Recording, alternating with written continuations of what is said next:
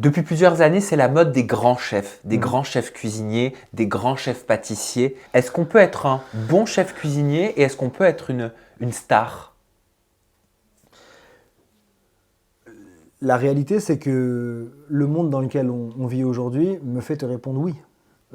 Quand on voit Cédric Grolet, quand on voit Cyril Lignac, quand on voit ce qu'a été aussi Christophe Michalak, je dis ce qu'a été parce que c'est monté très haut et c'est redescendu très vite. Pourquoi?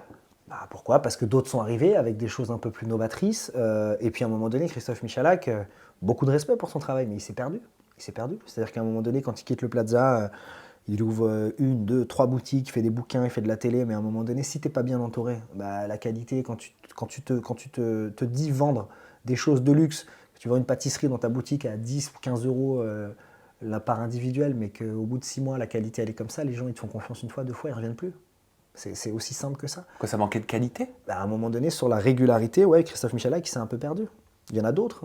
Mais Cyril Lignac aussi fait de la télé. Oui, mais la seule différence, c'est que Cyril Lignac, il a une force que les autres n'ont pas. Beaucoup de télé même. Beaucoup de télé, mais Cyril Lignac, il a une force que les autres n'ont pas, c'est qu'il est extrêmement bien entouré. Il s'est structuré de manière chirurgicale dès le début.